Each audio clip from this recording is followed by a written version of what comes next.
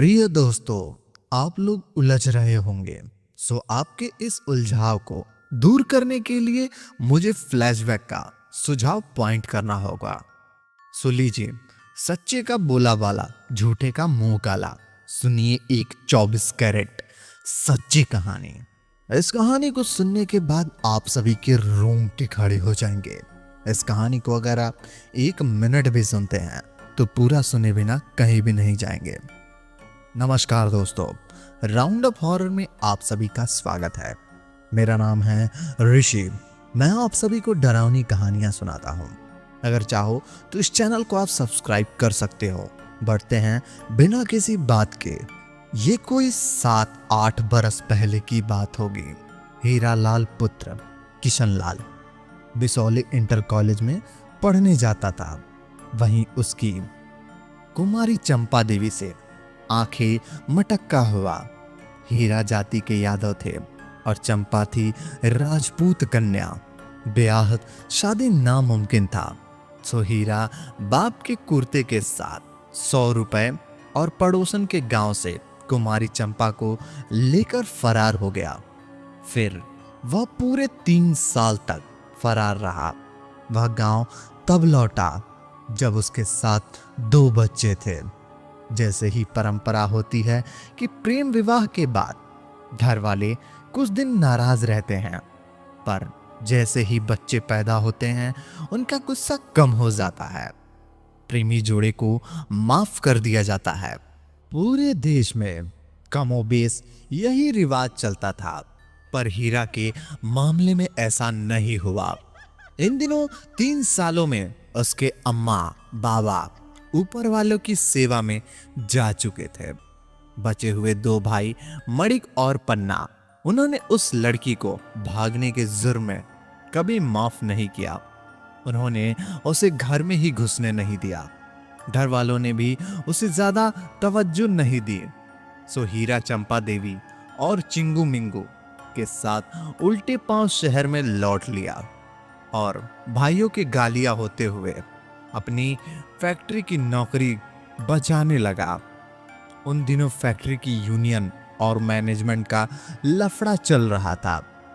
एक दिन मालिक ने फैक्ट्री बंद करने की घोषणा कर दी। खूब हाय हाय इंकलाब जिंदाबाद हुई, पर नतीजा सिर्फ मजदूरों की बेरोजगारी निकली। वैसे भी गांव में उसके हिस्से 12 बीघे जमीन आती थी। उसमें खेती करके वो अपना बच्चों का पेट भी भर सकता था और दोनों बड़े भाइयों की छाती पर मूंग दलने का काम भी संपन्न कर सकते थे। बड़े अरमानों के साथ वो अपने गांव पहुंचा, पर जल्द ही उसके अरमान आंसुओं में ढल गए। पहले मणिक ने पहचानने से इनकार कर दिया, फिर पन्ना में भी जिल्ला जी करके घर से भगा दिया। दोनों भाभियों ने कटी सुनाई और परेशान हो गया। वह मणिक के घर के दरवाजे पर ही जम गया, वहीं अपना खूंटा गाड़ दिया और बोला, मुझे अपने हिस्से की जमीन और घर चाहिए। अपना हिस्से के लिए बगैर मैं यहां से हिलूंगा नहीं। इतना सुनना था कि दोनों भाई बिगड़ गए। मणिका बोला, काहे की जमीन रे? बापू मरते समय जमीन हम दोनों भाइयों के नाम कर गए। उन्होंने तुम मुझे मरा हुआ मान लिया था। जा भाग यहां से, तेरा कोई नहीं जमीन है। हीरा पहले गिड़गिड़ाया और भुनभुनाया और उनके बाद सूखी पुआल की आग सा भभक उठा। गुस्सा के बोला, भैया ये बात सही ना है। हमें पता है हमारे बापू हमारे साथ ऐसा अन्याय कतई ना कर सकते। हमें लगे तुम झूठ बोल रहे हो। उसका इतना कहना था कि पन्ना पिनपिना के बोले, दारी के बड़े भैया पे झूठ बोलने का इल्जाम लगा रहा है।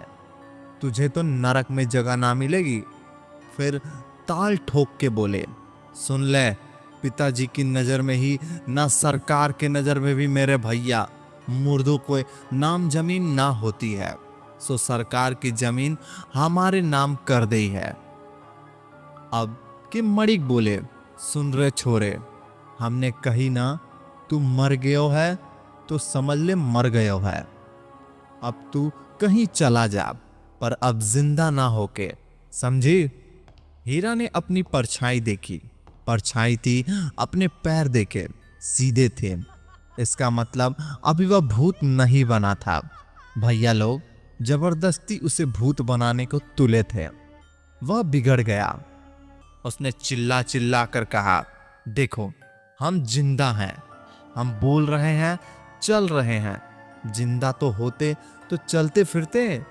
फिर बीड़ी निकाल कर सुलगाई, बीड़ी को दिखाई, बोला देखो भूत कहीं बीड़ी पी सकते हैं। तो वो आग के डर के भाग गए। फिर चुन्नी दद्दा से बोला, दद्दा तुम ही न्याय करो, हम जिंदा है कि ना। चुन्नी दद्दा क्या बोलते जब उसके सगे भाई जिंदा मानने को तैयार ना है, तो वो कौन है खामा खा वो जिंदा होने का प्रमाण पत्र कैसे दे देते हैं। सो उन्होंने बात को तोड़कर कह दिया, लल्ला ये बात ना जाने, मानिक कह रहे हैं कि तुम मर गए हो तो समझो मर गए। बड़ा भाई तो राम समान होवे है, वो भला झूठ क्यों बोलेगा। और भैया जी तुम्हारे घर का मामला है, हम तुम्हारे कटे में टांग क्यों अड़ावे। अच्छा चले है, भैंसन का दूध काढ़नी है। कहकर चुन्नू दादा चल दिए। उनके पीछे पीछे बाकी की भीड़ भी चल दी। रह गया तो अकेला हीरा लाल। बहुत देर रोया झिंका, पर कुछ बात ना बने। थोड़ी देर में दोनों भाई लल्ला लठ निकाल लें।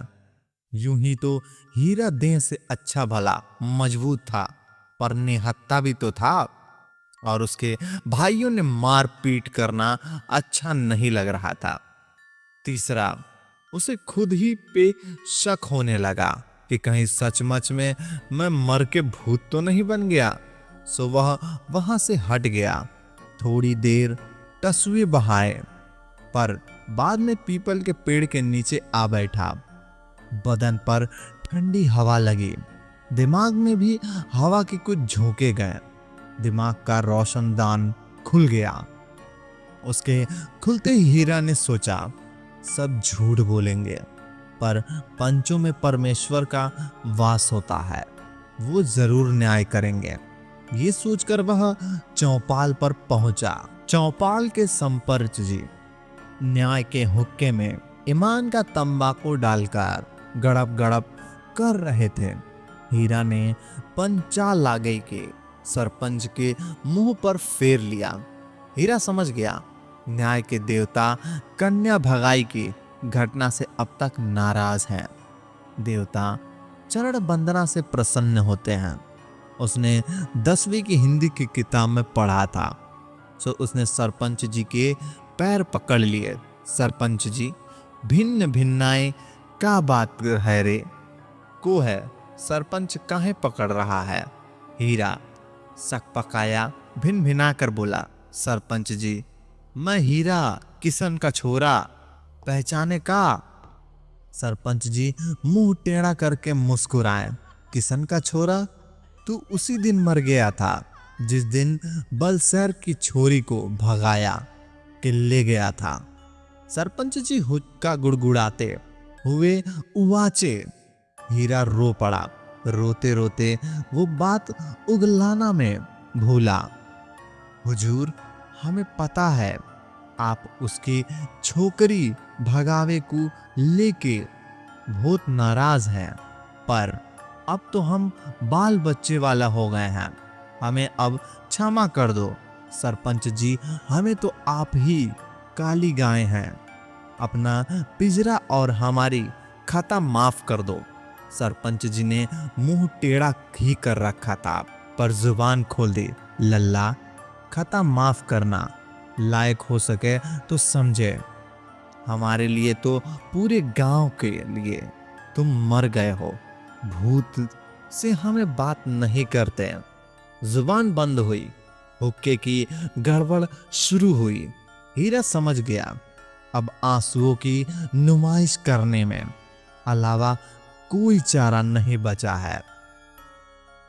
सो उसने झटपट आंखों में आंसुओं को फसल उगाई और गिड़गिड़ा कर बोला, महाराज जी, हमारी गलती पे हमें घिन न के 10 जूते मार लो, पर हमें हमारी जमीन दिला दो। हमारे दोनों भाई जमीन पर कब्जा बैठे कर हम मर गए हैं, पर देखिए हम तो आपके सामने जिंदा बैठे हैं, देखो, छू कर देख लो। कहकर वह खुद छुआने के लिए आगे बढ़ा, पर सरपंच जी बिदक ली, हट हट, हम मरे हुए आदमी को ना ही छुएंगे, चल हट। अब की बार हीरा बुक्का फाकड़ रोते पड़ा, रोते रोते बोला, मालिक न्याय करो, माना आप हमसे नाराज हैं, हम माने हैं, हमने गांव की इज्जत डुबोई, आपका नाम बदनाम किया, पर क्या ये न्याय है कि हमारे भैया हमारी जमीन कब्जा में ले, हम मरा हुआ घोषित कर दें और आप कुछ ना करें? आखिर आप गांव के मुखिया हैं, आप कुछ कहें तो बताओ, हम मरे हैं कि जिंदा हैं? सरपंच जी ने इस बार कुछ कहा, मुंह सीधा करके बोले, देखो लल्ला, गांव के लिए तुम 7 बरस पहले मर गए और घर वालों के लिए 3 बरस पहले। जब गांव के लिए मर गए, अपने घर वालों के लिए भी मर गए, तो जिंदा कैसे हो सके हो? उसके बाद हुक्के में एक गड़गड़ मार के बोले, देखो, ये तुम्हारे घर की बात है, जब तुम्हारे घर वाले ही तुम्हें मुर्दा मान रहे हैं, तो हमारी क्या हैसियत जो तुम्हें जिंदा मान ले? हाँ, अगर तुम्हारे भैया लोग तुम्हें जिंदा मान लेंगे तो हम भी तुम्हें जिंदा होने का प्रमाण पत्र दे देंगे। अब तुम जाओ यहां से। सरपंच जी इस न्याय की बात और बाद में आदेश के बाद भी हीरा नहीं लीला। सरपंच जी उठते ही हुक्म दिया, भूत की लाठी की मारी दिखाओ। मार के आगे भूत भी भगाते हैं। ऐसा ही हुआ जैसे लट्ठे से लाठी उठाई, हीरा भाग लिया। कहावत भी तो सच सिद्ध करनी थी। न्याय की दुकान के भागते हीरा की सांस फूल गई। उसने हैंडपंप चलाकर ओक के पानी पिया और पानी की प्यास बुझाई और दिमाग हिलाया। दिमाग के एक रोशनी कौंधी, उस रोशनी में उसे लेखपाल यानी पटवारी का चेहरा नजर आया। बस दिमाग की कलियां खिल गई, कदम चल पड़े। कहना ना होगा कि उनकी मंजिल पड़ोसी गांव के पटवारी का घर था। पटवारी के घर तक पहुंचते पहुंचते हीरा की हालत टाइट हो चुकी थी। शरीर में थकान पर मन के उमंग थे। भाई धोखा दे सकते थे, गांव वाले के साथ ना देवे, पर कागज तो झूठ ना बोलेगा, कागज पटवारी के पास ही होगा। यही सोचते हुए हीरा पटवारी के घर कुंडी खटखटाई। साक्षात पटवारी बाहर निकले। हीरा ने पटवारी जी के राम राम की अपना परिचय दिया, बताया, हम हीरा हैं, बिसौली गांव के मरहूम किशनलाल के छोटे बेटे। पटवारी के इशारे रोक दिया, बोले, बताने की जरूरत नहीं, हमें तुम्हें पहचानते हैं, तुम पन्ना और मणिक के छोटे भाई हो। 7-8 साल पहले घर छोड़कर चले गए थे, बताओ कैसे आना हुआ? हीरा के छावे खिल गए। लिखी बाछों के इशारे कहा, ले बेटे, हो गया काम, अब तो जमीन मिल गई। हीरा खुशी के इजहार के रूप में गुटके से पीले दांत चमकाए और बोला, पटवारी जी, अब तो मैं आपकी ही सरहद में हूं, मेरे भाइयों को मिस्टेक्स के मेरी जमीन दिलवा दो। कहते हैं कि मैं मर गया हूं। भैया कह तो सही रहे हैं, तुम सच्ची में मर चुके हो। पटवारी ने गंभीरता से कहा। हीरा का दिमाग भन्ना गया।